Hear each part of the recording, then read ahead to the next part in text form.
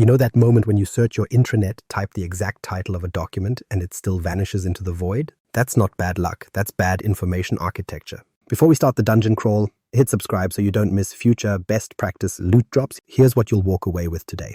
A quick checklist to spot what's broken, fixes that make Copilot actually useful, and the small design choices that stop search from failing. Well-planned IA is the prerequisite for a high-performing intranet, and most orgs don't realize it until users are already frustrated. So the real question is, where in the map is your IA breaking down?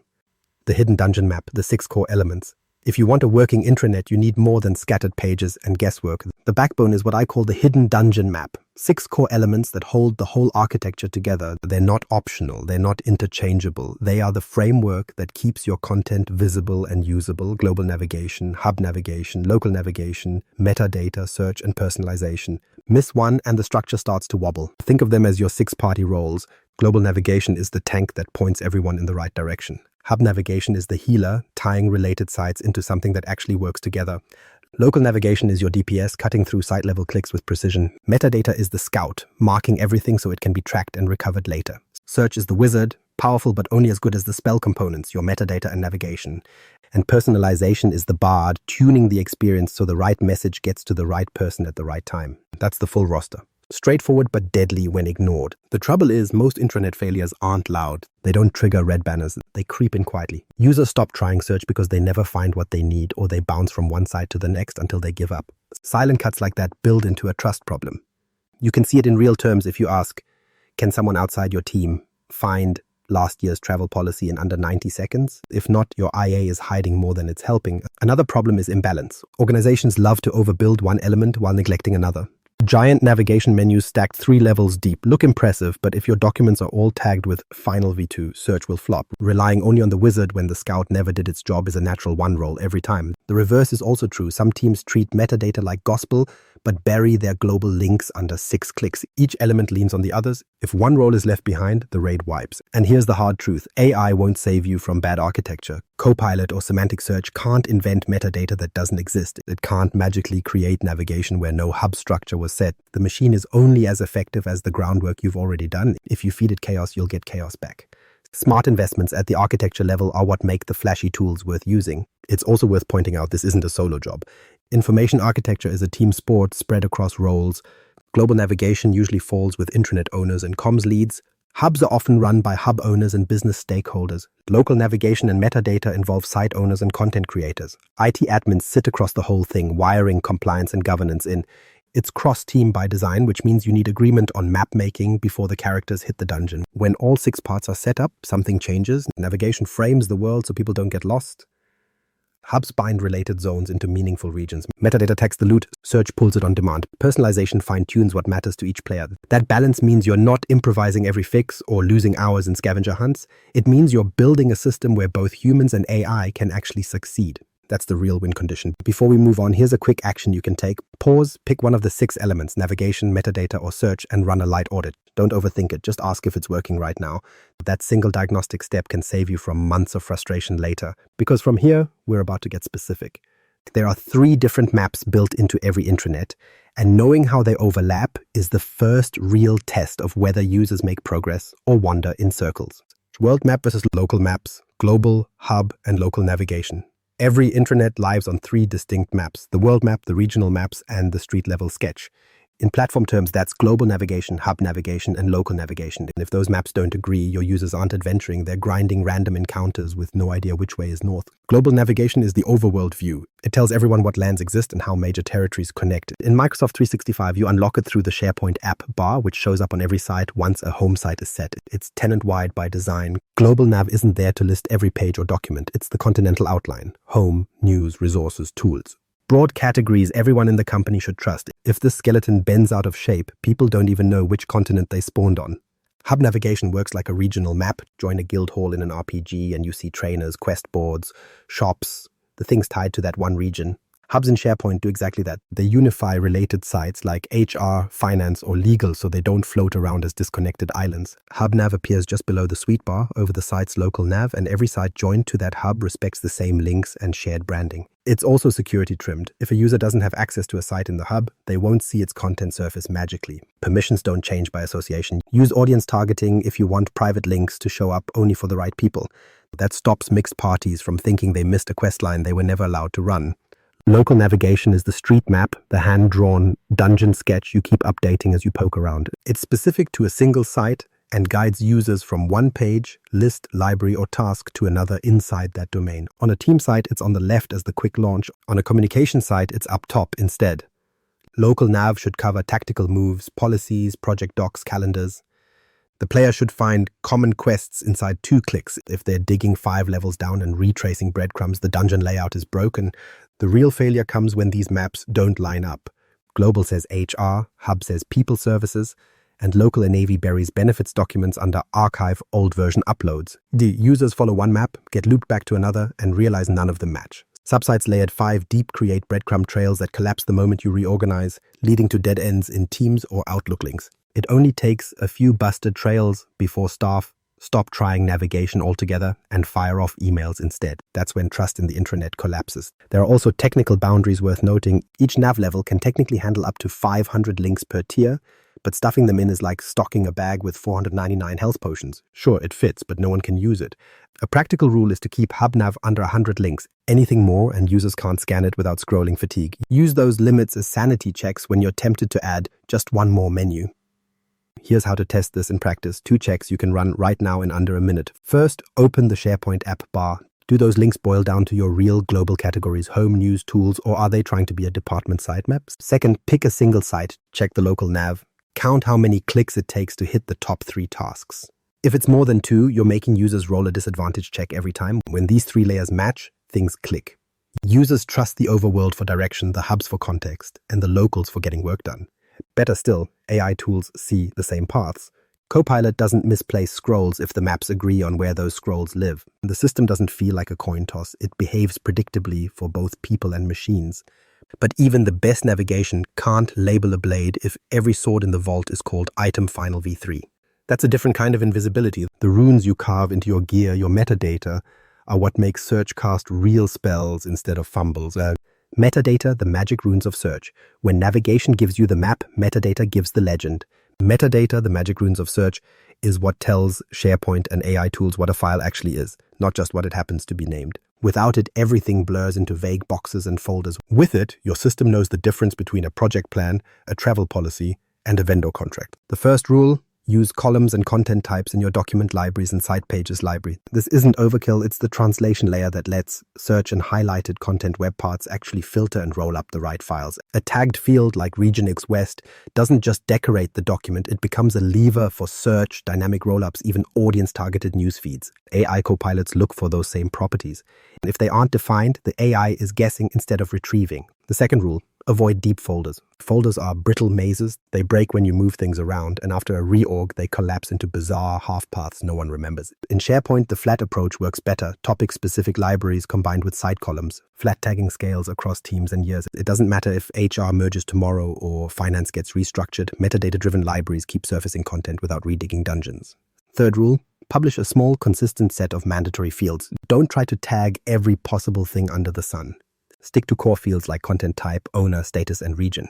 That signals what type of artifact the item is, who maintains it, whether it's current, and where it applies. Those 4 categories cover 90% of the scenarios users will search for. Anything else can stay optional. When you balance simplicity and precision, creators actually tag their content, and that's when search shines. Here's why this matters. Without mandatory tagging, your policy that expired last year still looks like an active file. Users waste time chasing outdated versions, or worse, compliance officers miss required records altogether. With columns and content types in place, though, SharePoint crawls those properties, search knows exactly how to refine results, and Copilot can answer questions with specific current material instead of noisy guesses.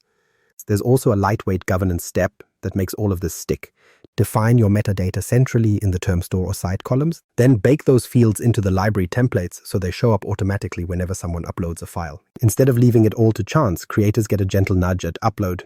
Choose status, pick owner, mark region.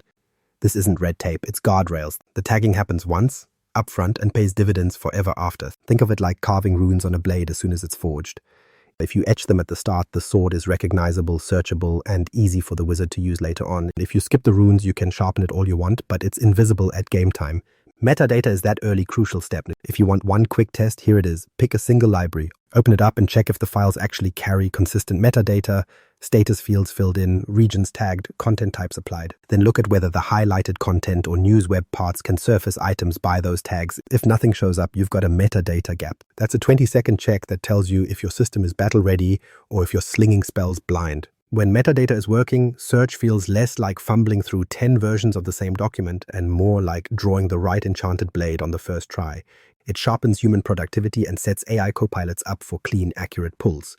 But metadata can't solve every maze by itself. If the battlefield underneath is still a labyrinth of subsites and tunnels, the runes get buried just the same. And that's where the next piece comes in. What happens when you stop tunneling down and decide the world should be flat?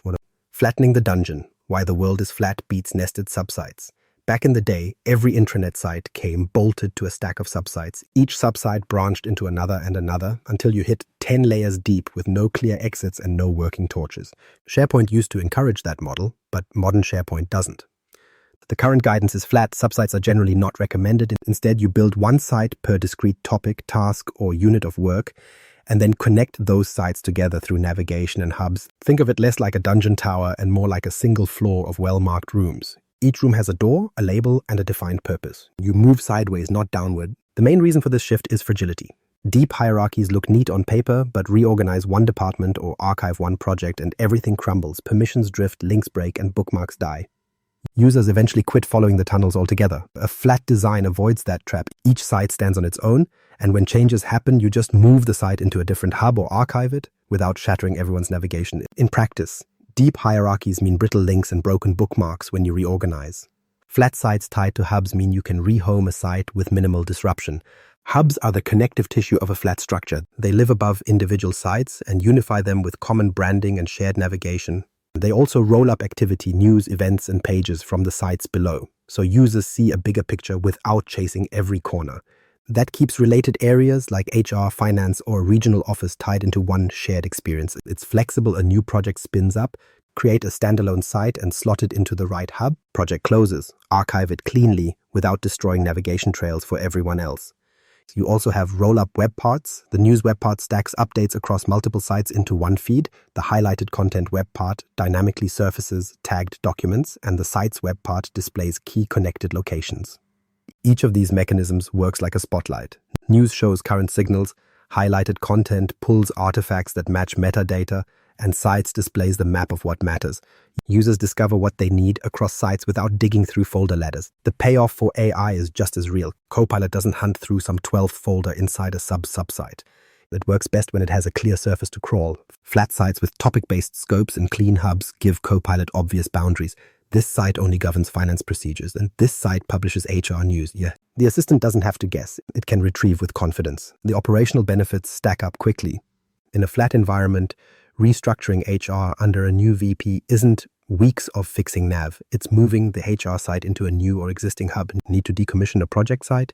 Drop it out of the hub and freeze it without triggering link rot everywhere else. Compare that to the old days of tied subsites where every breadcrumb came apart the minute one branch shifted. Flat design is simply more resilient. So here's your practical checkpoint. If your intranet still relies on big subsite trees, it's time to flatten. Inventory your current layout and identify one core function like HR or a high-traffic project space that you could convert into a standalone site tied to a hub. Start there. One clean rebuild proves out the model, and from there you expand across other functions. Getting the map flat and connected is only part of the win, though. Once users can reach the treasure rooms without endless ladders, the next challenge is making sure the right rewards actually reach the right players. Because there's no point in building a smooth system if the mage still ends up holding plate armor while the tank gets handed a scroll. That's where the next piece steps in. Targeting the loot drop, personalization, and audience targeting. Loot only matters if it lands in the right inventory. In Microsoft 365 terms, that means using personalization and audience targeting so content reaches the right people instead of clogging everyone's feed with junk. A mage doesn't need plate armor, and frontline staff don't need executive-only memos. Audience targeting is the feature set that controls who sees which navigation links, web parts, and news items. Personalization is what makes those defaults useful without each person having to dig through settings they'll never bother with. Here's how it actually works. Audience targeting lets you connect navigation pages and web parts to Azure AD groups or Microsoft 365 groups. That means a frontline worker sees a different shortcut set than a manager. Regional offices can have their own home area links without multiple duplicated pages. News and announcements can surface in the feed for engineers while steering clear of marketing. It's the intranet equivalent of rolling on a loot table that adapts per class. You only get drops you can actually equip. Best practice here is to combine personalization defaults with audience targeting instead of relying only on quick links. Quick links are fine for a couple of one-off bookmarks, but if you use them as your main tool for tailoring navigation, you'll end up with walls of icons users ignore. Research shows staff rarely invest time in heavy manual personalization. They want the system to be smart enough by default. So use audience targeting to handle group-level differences and then add just enough quick links for personal flavor. That balance respects attention spans and keeps the UX tight. Delivery matters too. Microsoft Viva Connections takes targeted content out of the intranet silo and pipes it directly into Teams and the Viva dashboard. That puts alerts in front of people where they already work. No need to check a portal tab just to confirm a shift change. Field staff see it on mobile. Governance updates reach managers in their Teams channel instead of being buried in a general feed. The same intranet sits behind the scenes, but the distribution path adapts. That's how targeting feels seamless instead of forced. There are guardrails to consider. Multilingual support ensures the navigation strings and page content display in each user's preferred language. If you enable Spanish and German for a communication site, someone has to translate the nav, footers, and UI elements for those users' audience targeting, then make sure the right variant shows up. For compliance-heavy orgs, information barriers, or tight permission groups filter who can actually see sensitive material. It's still targeting, just at a stricter level, preventing confidential scrolls from flowing to the wrong faction. The impact is immediate. Targeting cuts noise down to size. Users start trusting the intranet because it stops throwing irrelevant gear at them. Engagement goes up because the feed feels relevant. All killer, no filler. AI copilots thrive on this too because if the source material is tagged properly for each audience, the AI doesn't have to guess.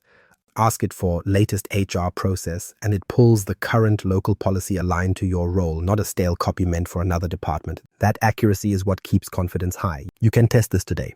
Open one hub or homepage and check. Are audience targeting settings enabled on the global nav and key web parts? If not, you've got an easy next action. Switch them on, align them to the right groups, and watch the signal-to-noise ratio improve immediately. It's a small setting with a major payoff. On a natural 20, targeting turns the intranet into a fair fight. Tanks get armor, healers see potions, mages find spell scrolls. Nobody wastes energy sorting junk. Nobody ignores alerts because they actually matter.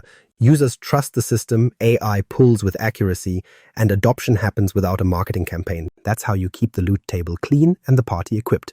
Which brings us back to the bigger frame. Information architecture isn't ornamental. It's the underlying system code both your users and your AI have to navigate every single day. Neglect it, and you're just rolling natural ones forever.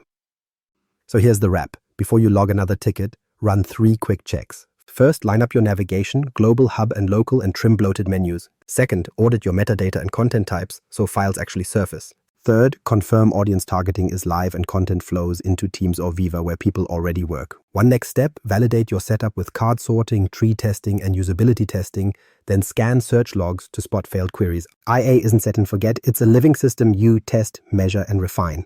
Boss down, checklist secured. Subscribe, toss this in your runbook, and drop a quick comment on which check you'll run first.